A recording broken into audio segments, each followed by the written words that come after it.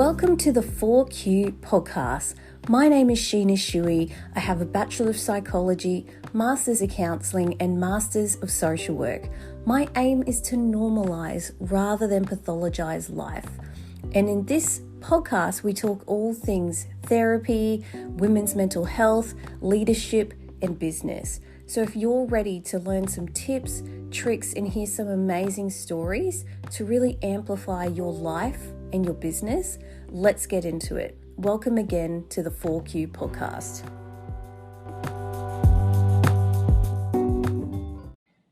How to actually recover from burnout.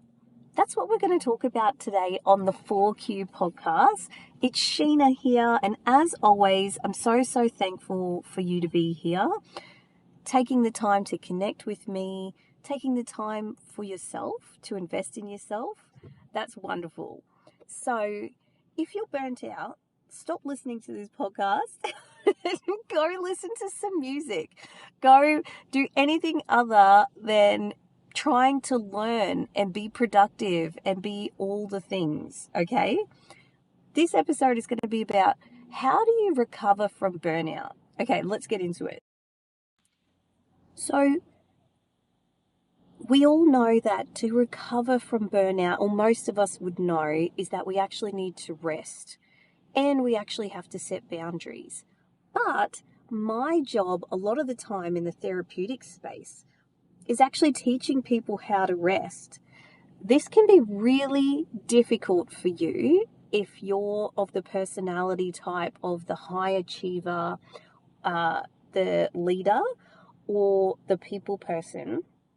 And mostly because the people person, if that's your personality type, and of course, if you don't know it, just take the free quiz on my website, you will say yes to things that you don't want to or feel pressure to please other people. So instead of resting, you will please others. The high achiever personality type, you also have so much difficulty resting because when you're feeling stressed, your automatic response is to actually turn off some level of emotion and to throw yourself into work. You are the type that is the workaholic. Out of the four, you're the workaholic, okay? And for the leader type, you have difficulty because you also want to take action, and you're very invested in making sure you're on the good end, and so you're always taking action, and sometimes you have difficulty sitting with the anger or the frustration that you feel, and instead of just being able to let things go, sometimes there's this feeling of I need to take action to get over this thing. So there's that. But rest is something that as women in our society, we're not taught to rest. A lot of the time we've grown up in households where we haven't seen our parents investing in experiences, relaxation, rest, just doing leisurely activities. So you might not have ever seen your mum or your dad just sitting and reading a book, just sitting and enjoying the view. And if they did, you might only have seen that on holidays rather than an integral part of everyday life. And part of that was the survival mode that they were in, feeling like they couldn't not rest. So there's that part of it.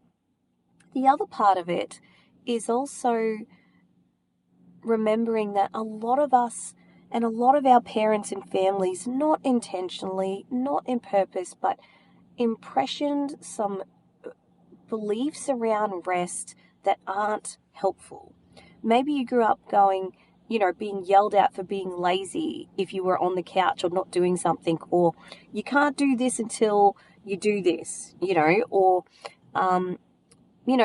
seeing people not being productive and your parents commenting on their laziness or their unproductivity, or just your parents making you feel like achievement is what makes you loving and worthy. So again, if you only received compliments and affection and, wow, I love you, I'm so proud of you, when you achieved something, like getting an A plus or, getting an award. Don't get me wrong, I think those things should be rewarded, but you should feel loved, worthy, and capable, even when you're just sitting on the couch doing absolutely nothing, just being who you are. And so one of the parenting techniques that we teach people nowadays is actually just letting their kids know, I love you and you're great and I really like your personality or whatever, just when they're doing nothing necessarily, when they're playing around or playing with their friends or telling funny jokes or whatever, because that teaches them that I don't have to keep working, burn myself to the ground for worthiness or to feel okay. Because that plays into this rest piece of, if you only feel worthy through achievement, what do you think rest makes you feel? Unworthy. If you only feel loved or appreciated when you're doing and achieving, when you're not doing those things, what does that make you feel? Unloved, unappreciated. And so it's this relearning of how to rest. And that's where the therapeutic skills come in, which we can't necessarily address in this because everybody's experiences are different. And that's okay. But understanding that this is a big part of the learning to rest and recover from burnout by learning how to rest too. But there are things that you can implement today, or some boundaries that we can look at around this too. And those boundaries are, switch your brain off. So again, if you're getting stuck in constantly doing, there's a really good chance that you're stuck in left hemisphere, your left hemisphere of your brain, the neuroscience of that. If you're not aware, I'm passionate about neuroscience, and so all of the things that we do on this podcast are very neuroscience based. I just don't get into it because some people find it really boring, and I can go off tangents, which many of you know. So I don't want to do that. But just know that what we're talking about here is neuroscience based. So if you're constantly doing, planning, thinking, executing, you're left hemisphere based. That is where anxiety lives. Anxiety lives in the left hemisphere of the brain. The right hemisphere is all about art and beauty and emotion, and the right hemisphere is childlike in that your right hemisphere develops much earlier than your left hemisphere. So can you imagine, what are the things that made you happy as a kid? Dancing, movement, playing, being curious, like searching for things, scavenger hunts, looking for things. Those are the, listening to music, like I said, but being creative, that's all right hemisphere. And so to recover from burnout, it's really tapping into two things: your inner child, your 5-year-old, 8-year-old, 10-year-old self, and asking, what would they love to do? How would they love to spend the day away from technology, right? Because hopefully for many of us, we didn't have phones and the internet and, all of those things. We probably had some TV, but our childhoods are very different to the adult lives that we live in terms of how much technology is bombarding us, and that increases the pace of our lives. So use this burnout time as a way to reset your pace, because your pace previous to the burnout was unsustainable, hence why you're burnt out. So ask yourself, how can I slow down a bit? And what fun and joy can I have? But the second key part of this is knowing that that is going to bring up discomfort. If you're an achiever, a doer, a constantly on the go, constantly learning kind of a person, not doing that is going to bring up a lot of levels of discomfort.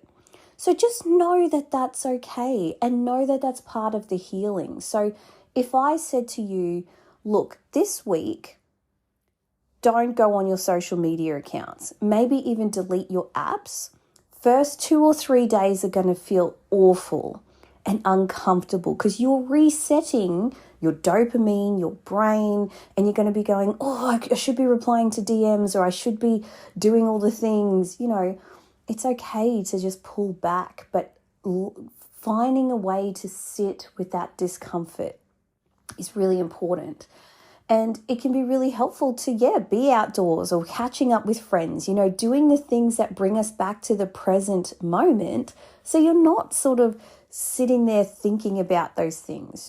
Trying to get lost in movies and books and that kind of thing can be really helpful.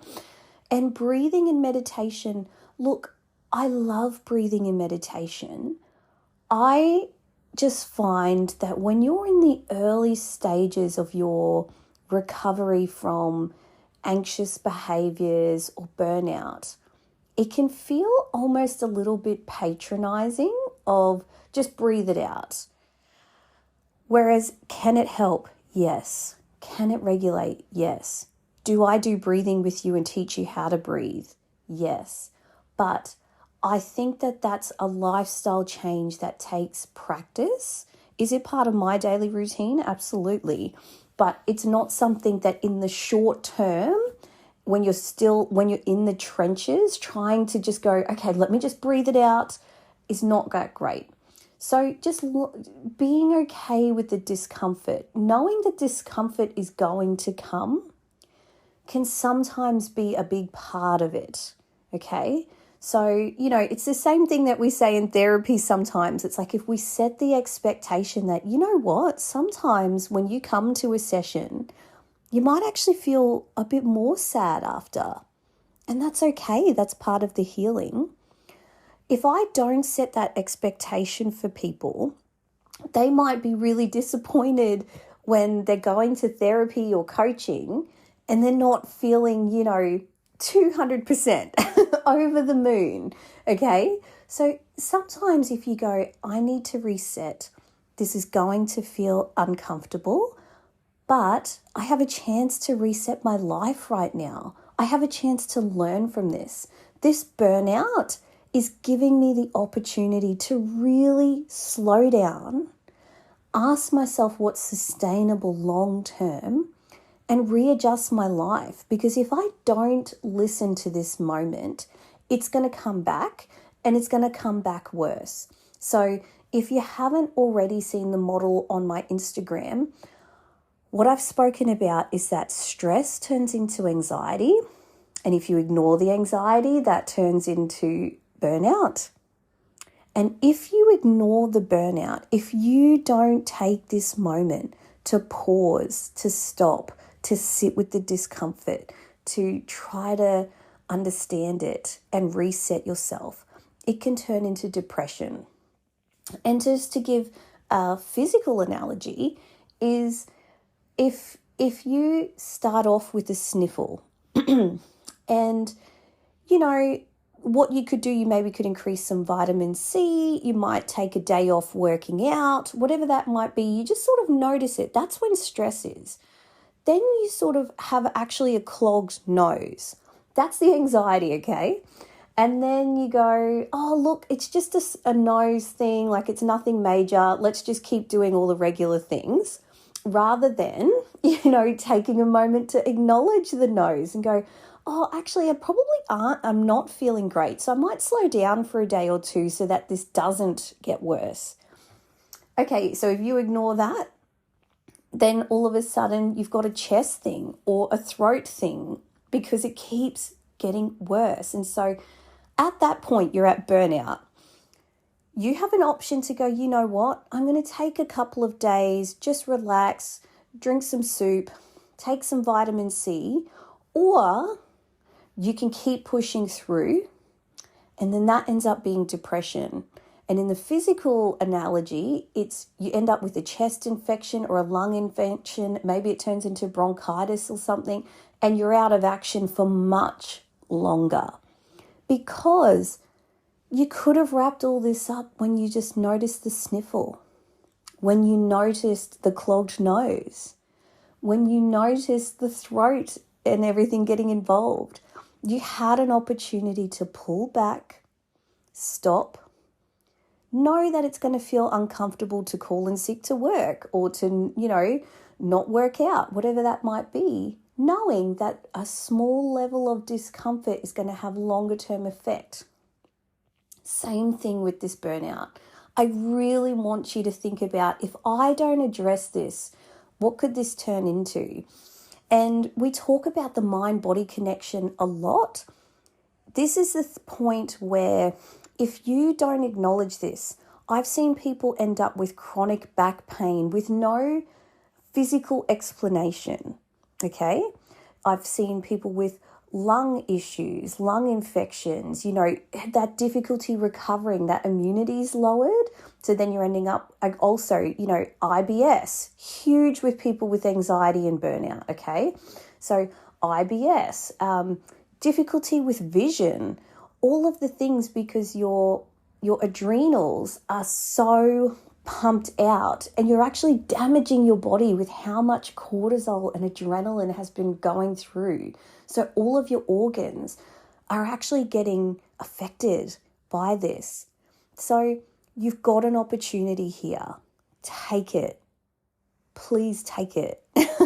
And if you know someone who's going through this, explain this to them.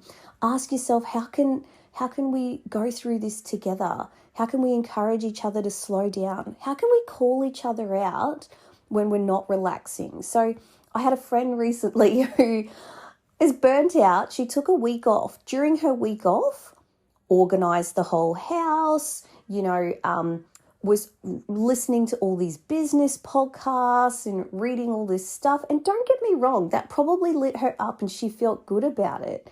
But that's still productivity mode. I'm really talking about creating some things about spending time in nature, sleeping in, napping, sleep as much as you want. Do you really need coffee right now because you're not going anywhere, you're not doing anything? Can you reduce your coffee intake a little bit? Caffeine intake a little bit? Can you do some slower exercise? So can you go for some long walks? Can you climb a mountain? Can you go to the beach and just, make a sandcastle for yourself? Do some things like that just for yourself if you can. And again, I know that there's a lot of mental blocks around taking time off when it's a mental health issue rather than a physical health issue, because you just feel like, how can I show people, I'm still out doing things, but I'm taking time off. This is your recovery. Just like when you have a cold or a flu, you have to take a few days off, have some noodle soup, have some vitamin C, doing all the things, resting. You just rest.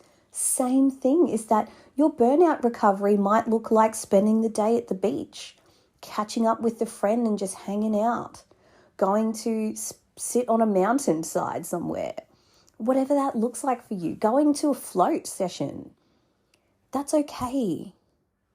And if anyone gives you shit, this is my permission as a therapist, as a coach. I'm telling you, take my permission that this is part of your recovery. Because if you don't acknowledge it, it could end up much worse. So I hope this episode was really helpful to you if you're going through burnout. And if you know someone, that you love teetering on the edge, send this to them. And if you're receiving this podcast because someone sent it to you, just know it comes from a place of love. It can be really hard to tell someone we love, hey, you're part of the problem here. You keep doing and you're not pulling back and you're not exploring, why am I a doer? What childhood stuff has made me feel like I'm lazy or unworthy or unlovable or whatever it is if I'm not constantly on, constantly doing. So just know that this comes from a place of love. Whether you're hearing this for yourself or you've sent this to someone and they're listening to it, just know it's all from a place of love.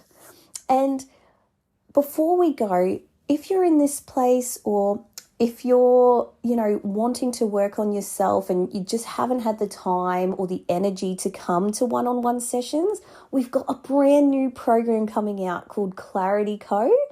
It's an Australian first. It's going to be affordable. You're going to be able to ask anonymous questions to myself and other therapists in a Facebook group, as well as having personal development training that you can access when you want to. So if it's 10 a.m. and you're having a day off, you can watch a couple of videos and do some self-improvement. Or if it's 10 o'clock at night, whatever you want. You can learn about ADHD or anxiety or burnout or how to support someone going through that. All of that is going to be there.